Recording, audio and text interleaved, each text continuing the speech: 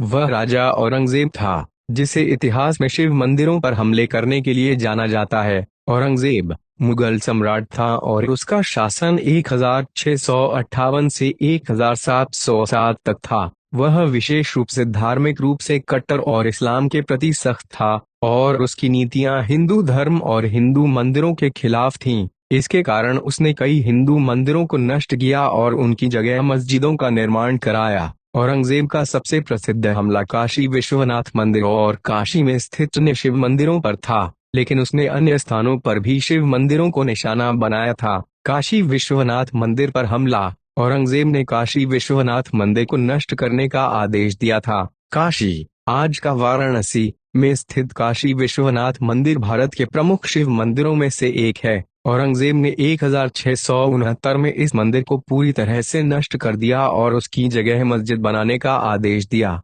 इसके बाद काशी विश्वनाथ मस्जिद का निर्माण हुआ, जो आज भी वाराणसी में मौजूद है। इस घटना ने हिंदू समाज को बहुत आहत किया और यह घटना भारतीय इतिहास में एक महत्वपूर्ण धार्मिक संघर्ष के रूप में दर्ज हुई। दक्षिण भारत में हमले। औरंगजेब ने दक्षिण भारत में भी कई शिव मंदिरों पर हमले किए। विशेष रूप से उसने सोमनाथ मंदिर और तेलंगाना, कर्नाटका और महाराष्ट्र के अन्य शिव मंदिरों को निशाना बनाया। दक्षिण में स्थित बालाजी मंदिर, तिरुपति पर भी हमले की खबरें थीं, हालांकि इसका प्रमाण कम है। इसके अलावा उसने पुणे स्थित तुकोजीराय के शिव मंदिर को भी नष्ट किया और उसकी जगह एक मस्जिद बनवाने का आदेश दिया। आक्रमणों का कारण। औरंगजेब के इन हमलों के पीछे धार्मिक कट्टरता और साम्राज्यवादी विस्तार की नीति थी। वह यह मानता था कि इस्लाम को फैलाने के लिए हिंदू धर्म और उसकी धार्मिक संरचनाओं को नष्ट किया जाना चाहिए। इस प्रकार उसने हिंदू मंदिरों को नष्ट कर दिया और उनकी जगह मस्जिदें बनवाईं।